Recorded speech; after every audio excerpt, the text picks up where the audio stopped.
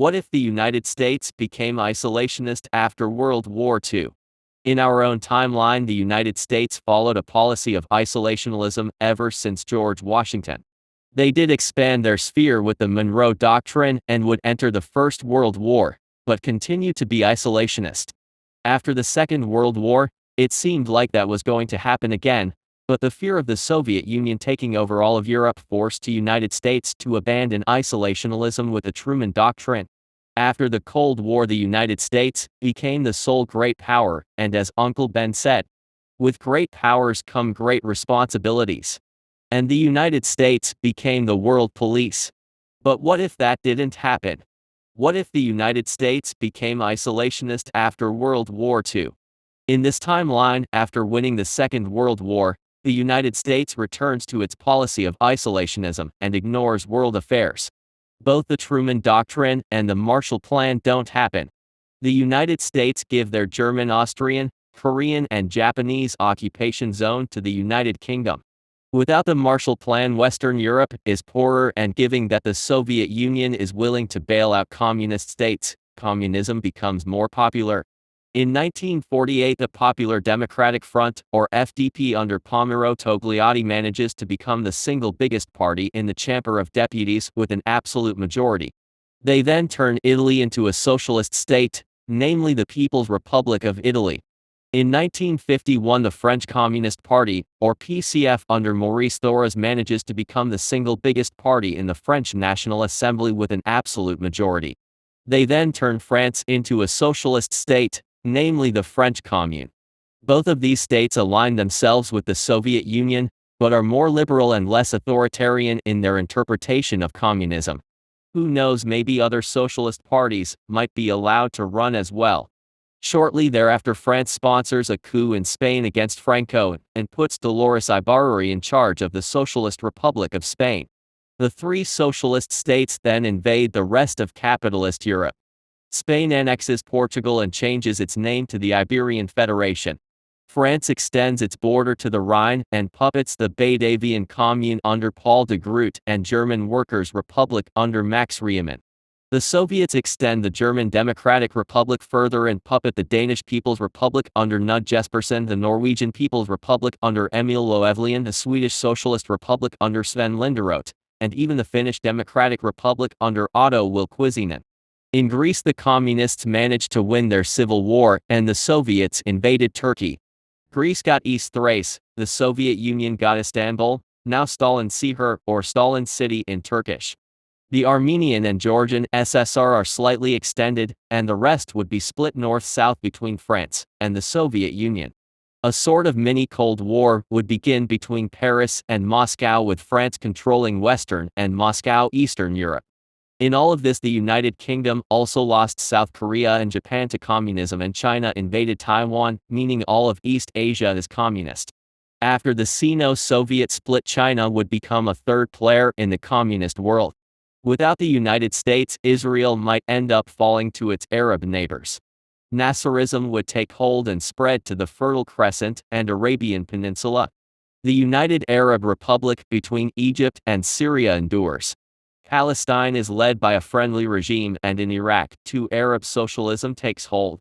After the short Arab War, they also put the Yemen Arab Republic in North and South Yemen, Popular Front for the Liberation of Oman in Oman, Popular Front for the Liberation of the occupied Arabian Gulf in the Gulf states of Qatar, Bahrain, and the United Arab Emirates.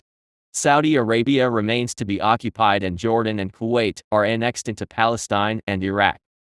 These Arab socialist states would eventually unite into the United Arab Republic under the leadership of Cairo, and it would eventually become the fourth major socialist nation.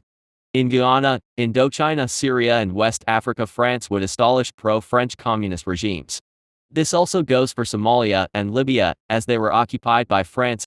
In Ethiopia, the DIRF still takes over, but in the Ogaden War, Somalia, which was supported by France, won and took the Ogaden. Ethiopia then falls into civil war with Oromo, Amhara, Tigrayans, Afarans, etc. declaring independence. When the United Kingdom decolonized, socialist governments would take over their colonies. The United Arab Republic takes Sudan, the African National Congress South Africa, the Zimbabwe African National Union Zimbabwe, the United National Independence Party in Zambia, Tanganyika, African National Union in Tanganyika, Mozambican National Resistance in Mozambique, People's Movement for the Liberation of Angola in Angola, Party Solidaire Africaine in the Congo and Kenya, African National Union in Kenya. Malawi would fall to Zambia, Uganda to Kenya, Zanzibar to Tanzania, Burundi and Rwanda to Congo and Botswana to South Africa, which would dominate the Pan-African Liberation Front and become a major African power. And similar to France, the Soviet Union, China or Arabia built nukes. Gambia, Sierra Leone, Ghana and Nigeria would fall to France. In Iran, the Soviet Union would take the British-controlled south and establishes the Iran People's Government. During this invasion, Iraq took Khuzestan. The Communist Party of India would manage to be the biggest party in India, and Ajoy Ghosh becomes the first Prime Minister of the People's Republic of India. India would take over Pakistan and support socialist regimes in Afghanistan, Burma, Thailand, Malaya, and Indonesia. At this point, the only capitalist countries in the Old World are the United Kingdom, Australia, and New Zealand. The latter two united in order to stand stronger into Australasia. Australasia, the United Kingdom and Canada would form the Toronto Accords to support each other in case of a socialist takeover. The Vietnam War is between the French and the Vietnamese Nationalist Party, and after some war crimes, France manages to win. In 1991, the Soviet Union still collapses. France would expand its sphere to all Soviet vassals in Europe, and also its Eastern European SSRS, while Russia itself finds itself in the Chinese sphere. Central Asia and Iran would fall to India, but the United Arab Republic managed to take Awaz, which contains Iran's oil fields, and access to the Persian Gulf. France, India, and China would be the three most powerful nations, and the United Arab Republic and Pan-African Liberation Front might fall to either of the three camps, with both despising the French for keeping their holdings in Africa and the Arab world. South Africa would align itself with China, and the United Arab Republic with India. In 2001, a plan flew into the Eiffel Tower, which almost escalated into a war between France and Arabia, which might have ended in a nuclear war, but it managed to be defused with Arabia and India handing over Al-Qaeda to France. Shortly thereafter, France and its Union of Europe unveil the euro, which is 1-to-1 to the franc.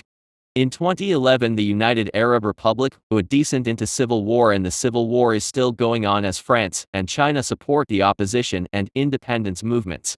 During the civil war, Tanzania declared independence and aligned itself with South Africa, and thus China and France expanded into Iraqi Kurdistan, while Oz became part of Iran again. Paris, New Delhi and Beijing send a peacekeeping force to the three holy cities to ensure they don't face conflict as well. The civil war caused oil prices to rise greatly in the so-called oil crisis.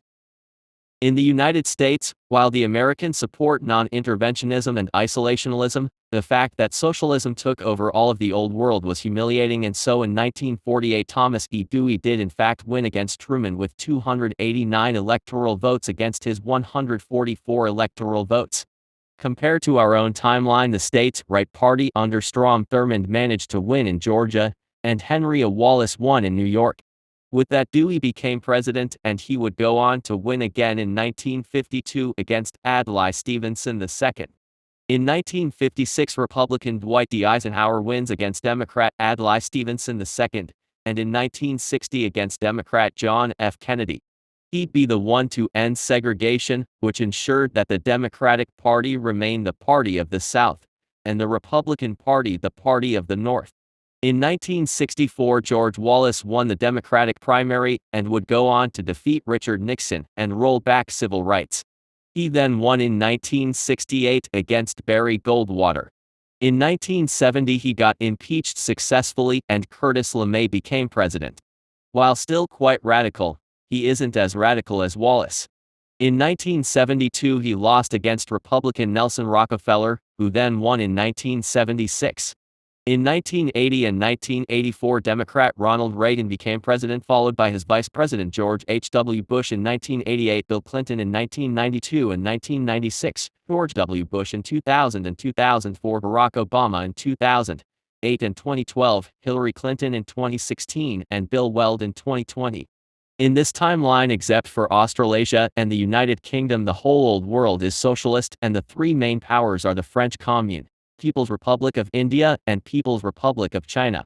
If you liked the episode, leave a like, and don't forget to subscribe. Goodbye.